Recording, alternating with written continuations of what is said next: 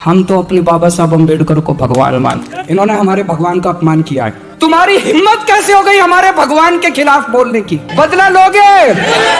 वाल्मीकि सदन में तो मेरा हर तीसरे चौथे दिन आना लगा रहता है। कभी किसी का ब्याह, कभी किसी की सगाई, कभी किसी का बर्थडे, कभी कुछ कभी कुछ। लेकिन आज जिस मुद्दे की वजह से आए हैं वो बड़ा दुखदाई है, बड़ा पीड़ादायक है। अंदर तक दुख हो रहा है। हमारे देश की संसद एक तरह से सबसे बड़ी पंचायत है इस देश की, जहां पे पूरे देश से चुने हुए लोग जाके बैठते हैं और देश की समस्याओं पे चर्चा करते हैं। परसों शाम को 6:30 बजे के करीब हमारे देश की संसद में गृह मंत्री जी अमित शाह जी ने एक स्टेटमेंट दिया। उन्होंने कहा, अम्बेडकर अम्बेडकर अम्बेडकर अम्बेडकर अम्बेडकर, ये कहना आजकल एक फैशन हो गया है। इतनी बार अगर भगवान का नाम लोगे तो 7 जन्म में स्वर्ग मिल जाएगा। ये शब्द तो अपने आप में बहुत पीड़ादायक थे, अपमान करने वाले थे, बाबा साहब अम्बेडकर का अपमान करने वाले शब्द थे। लेकिन जिस लहजे में उन्होंने कहा, जो टोन थी उनकी कहने की, ऐसे लग रहा था जैसे अंदर से उनमें नफरत भरी पड़ी है। जैसे कहते हैं ना हम, कई बार हमारे कहने के लहजे में पता चल जाता है आदमी मजाक में बोल रहा है कि व्यंग्य कर रहा है कि दुख से बोल रहा है। लहजे में, उनके लहजे से लग रहा था कितनी नफरत करते हैं वो बाबा साहब अम्बेडकर से। एक बार मेरे को लगा शायद मुंह से निकल गया होगा, लेकिन अगले दिन प्रधानमंत्री मोदी जी ने बयान देके उनका समर्थन किया अमित शाह जी का। जो अमित शाह ने पिछले दिन बोला संसद में, मोदी जी कह देते भाई ये जो बोला मैं इससे सहमत नहीं हूं, चलो हम मान लेते। हमें लगता भाई अमित शाह के मुंह से निकल गया होगा। मोदी जी ने उनकी बात का पूरी तरह से समर्थन किया और शाम को कल 5:30 बजे प्रेस कॉन्फ्रेंस करके अमित शाह ने अपनी बात को सही ठहराया। इससे क्या पता चलता है? इससे यह पता चलता है इन्होंने जानबूझ के, सोच समझ के ये बात संसद में कही थी, एक नीति के तहत कही थी, सबको, पूरे देश को मैसेज देने के लिए कि अंबेडकर के लिए उनकी क्या भावनाएं हैं। दोस्तों, मैं अपने आप को अंबेडकर जी का केवल फैन नहीं मानता, मैं उनका भक्त हूं, भक्त। मैंने पहले भी उनके बारे में बहुत पढ़ा, लेकिन जब जेल गया तो मैंने उनकी जीवनी कई बार पढ़ी। उनका जीवन पढ़ने से बहुत प्रेरणा मिलती है। जितना संघर्ष उन्होंने किया ना, मुझे नहीं लगता बहुत कम लोग हैं जिन्होंने जिंदगी में इतना संघर्ष करके, और एक मामूली सा आदमी कहाँ पहुंच गया, कितनी ऊंचाइयों पे पहुंच गया कि कोलंबिया यूनिवर्सिटी में ने अभी उनको पूरी सदी का सबसे बड़ा विद्वान घोषित किया। अमेरिका की यूनिवर्सिटी ने, कि पिछले 100 साल में ऐसा विद्वान नहीं हुआ, इतना बड़ा उनको तमगा दिया है। पूरी दुनिया में उन्होंने नाम रोशन किया है। ऐसे व्यक्ति का इन लोगों ने अपमान किया। हम लोगों ने आम आदमी पार्टी में बाबा साहब अम्बेडकर की, हम 2 महानुभावों को अपना आदर्श मानते हैं आम आदमी पार्टी में, बाबा साहब अम्बेडकर और भगत सिंह। ऐसा नहीं कि हम दूसरों को आदर्श नहीं मानते। गांधी जी हैं, जवाहरलाल नेहरू जी हैं, सुभाष चंद्र बोस हैं, बहुत सारे हमारे स्वतंत्रता सेनानी हैं, उन सबको भी आदर्श मानते हैं। लेकिन इन 2 को सबसे ज्यादा मानते हैं हम, बाबा साहब अम्बेडकर और भगत सिंह। तो हमने दिल्ली सरकार में और पंजाब सरकार में आदेश पारित कर दिया है कि हर दफ्तर के अंदर इन दोनों की तस्वीर लगाई जाएगी। मेरी तस्वीर नहीं लगाई जाती। आप किसी सरकार में चले जाओ, उस सरकार में उसके मुख्यमंत्री की तस्वीर लगती है हर दफ्तर में। आप केंद्र सरकार में किसी दफ्तर में चले जाओ, वहां पे मोदी जी की और राष्ट्रपति जी की तस्वीर मिलेगी। दिल्ली सरकार के दफ्तर में केजरीवाल की या आतिशी जी की तस्वीर नहीं मिलेगी, वहां पे बाबा साहब अम्बेडकर की और भगत सिंह की तस्वीर मिलेगी आपको। हमने आदेश, और घर में जहां मैं रहता हूं, मैं जहां बैठता हूं, मेरी कुर्सी के ऊपर मेरे घर पे भी बाबा साहब अम्बेडकर की तस्वीर लगी हुई है। इतना मानते हैं हम उनको। दिल्ली सरकार के सारे स्कूलों में, जैसे मैंने कहा ना, मेरे को प्रेरणा मिलती है उनके जीवन से। स्कूलों के अंदर, सरकारी स्कूलों के अंदर, दिल्ली सरकार के सरकारी स्कूलों के अंदर हमने बाबा साहब जीवन को पढ़ाना चालू कर दिया, ताकि हर बच्चे को उनके जीवन से प्रेरणा मिल सके। बाबा साहब अम्बेडकर क्या कहते थे? सबसे ज्यादा उन्होंने तवज्जो दी शिक्षा को। उन्होंने बार बार बोला, समाज के लोगों को बोला कि अपने बच्चों को पढ़ाओ, अच्छी शिक्षा दो, तभी समाज आगे बढ़ेगा। बोला था कि नहीं बोला था? आज सबसे ज्यादा तवज्जो हमने शिक्षा को दी है। दिल्ली के सरकारी स्कूल इतने अच्छे कर दिए कि अब मेरे दलित समाज के, मेरे वंचित लोग, मेरे पिछड़े लोग, आज उनके बच्चे डॉक्टर बन रहे हैं, इंजीनियर बन रहे हैं। 12वीं क्लास तक मैंने शिक्षा फ्री कर दी। उसके बाद जब हमारे समाज में भी बच्चे बहुत इंटेलिजेंट हैं, लेकिन वो कंपटीशन के पेपर नहीं दे सकते थे, क्योंकि कंपटीशन के पेपर देने के लिए बहुत सारी फीस चाहिए होती है। तो हमने कह दिया, भाई जो कोचिंग की फीस है वो सारी फीस दिल्ली सरकार देगी, आप अपने बच्चे का एडमिशन करा दो और सारी फीस हम। जय भीम योजना हमने दिल्ली के अंदर लागू करी। तो मेरी भावना बहुत बुरी तरह से मैं पीड़ित हुआ जब मैंने अमित शाह जी के स्टेटमेंट को सुना।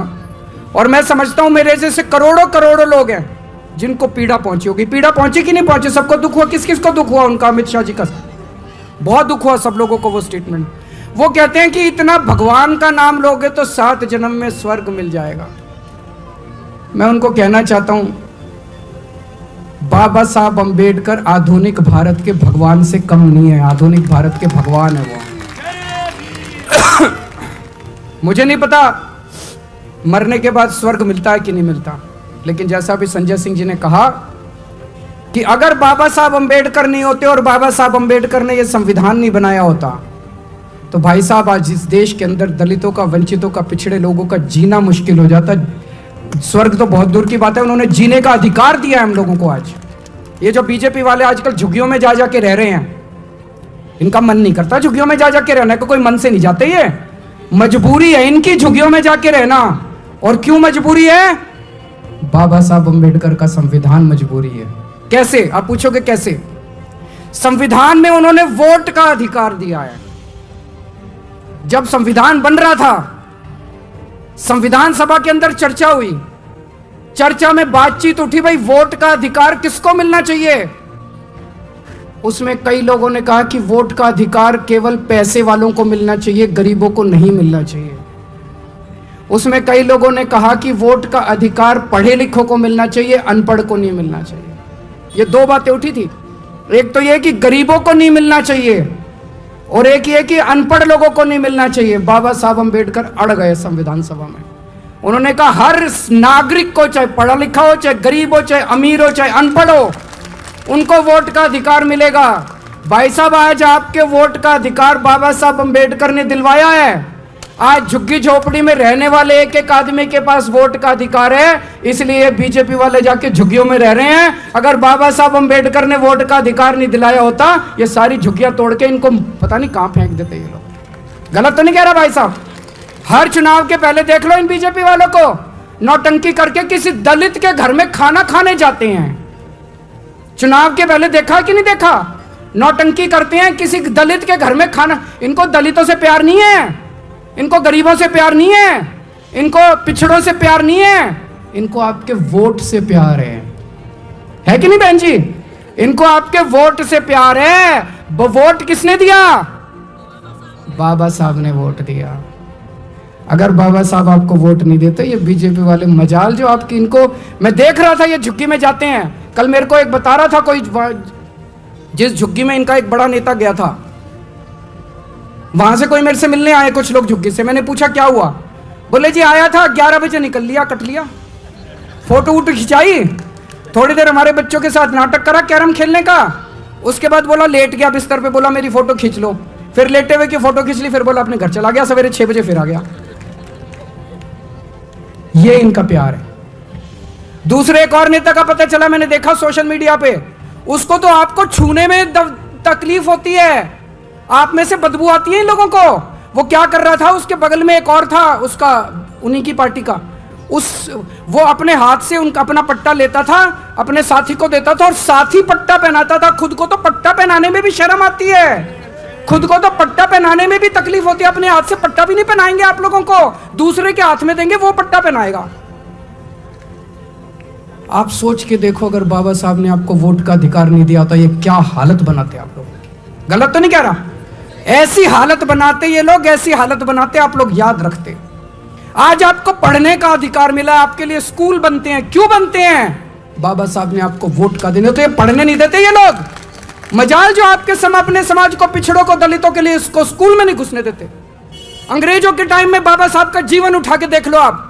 बाबा साहब जब स्कूल जाते थे इतनी छुआछूत थी, जिस क्लास में मैंने पढ़ा है उनका पूरा, जिस क्लास में उस क्लास अपने साथ टाट ले जाते थे, वो बोरी पे बैठे, वो बोरी ले जाते थे, उनको क्लास के बाहर बिठाते थे और क्लास के बाहर बिठा के कहते थे अंदर जो टीचर बोल रहा है बाहर आवाज आएगी वही सुन के पढ़ लियो। इतनी छुआछूत थी। आज हमारे भारत में ये छुआछूत खत्म नहीं होती अगर बाबा साहब आपको वोट का अधिकार नहीं देते। आज भी आपको क्लास में नहीं घुसने देते, ये उसी पानी नहीं पीने देते आपको, अगर ये आपकी परछाई से इन लोगों को तकलीफ होती अगर बाबा साहब आपको वोट का अधिकार नहीं देते। बहुत बड़ा अधिकार, आपने कभी सोचा नहीं होगा इस तरह से भाई साहब जो मैं बोल रहा हूं। आज सरकारी नौकरियां मिलती हैं अपने लोगों को, अपने लोग विधायक बनते हैं, मंत्री बनते हैं, क्यों? बाबा साहब के संविधान की वजह से। तो मैं अमित शाह जी को कहना चाहता हूं, अमित शाह जी मुझे नहीं पता आपका भगवान कौन है, हमारे भगवान तो बाबा साहब अम्बेडकर है। इन्होंने हमारे भगवान का अपमान किया है। ये सावरकर को मानते हैं, मानो, हमें कोई तकलीफ नहीं, जिसको मर्जी मानो तुम अपना भगवान। हम तो अपने बाबा साहब अम्बेडकर को भगवान मानते हैं। हमने तुमको कुछ नहीं बोला, तुम्हारी हिम्मत कैसे हो गई हमारे भगवान के खिलाफ बोलने की? बर्दाश्त करोगे? बदला लोगे? लेना पड़ेगा बदला, चुप नहीं बैठेंगे। मैं तो नहीं बैठूंगा, कम से कम मैं तो नहीं बैठूंगा। घर घर जाऊंगा, मैं घर घर जाऊंगा, घर घर जाके लोगों को जागृत करूंगा, लोगों को इकट्ठा करूंगा। दोस्तों अब टाइम आ गया है, आपको चुनना पड़ेगा। अब बाबा साहब से प्यार करने वाला आदमी बीजेपी से प्यार नहीं कर सकता। या तो बीजेपी से प्यार करते हो या बाबा साहब से प्यार करते हो। गलत तो नहीं कह रहा? या तो आप बीजेपी से प्यार करते हो या बाबा साहब से प्यार करते हो। कोई ये कहे मैं बाबा साहब से प्यार करता हूं और बीजेपी को वोट देता हूं, नहीं हो सकता ये। इसका मतलब झूठ बोल रहे हो आप। बाबा साहब से आपको चुनना पड़ेगा, चाहे बाबा साहब और चाहे जो बाबा साहब से करे प्यार वो बीजेपी को करे इनकार। जो बाबा साहब से करे प्यार वो बीजेपी को करे इनकार। अब एक बार सारे जने खड़े हो जाओ, हम एक शपथ लेंगे सारे जने। मैं एक एक लाइन बोलूंगा, आप मेरे पीछे पीछे बोलोगे।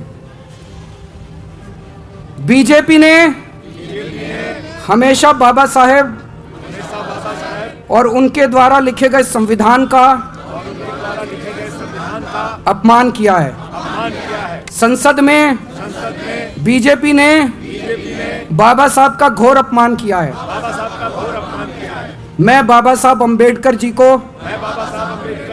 अपना आदर्श मानता हूं और इसीलिए शपथ लेता हूं कि मैं हर स्तर पर बीजेपी का विरोध करूंगा।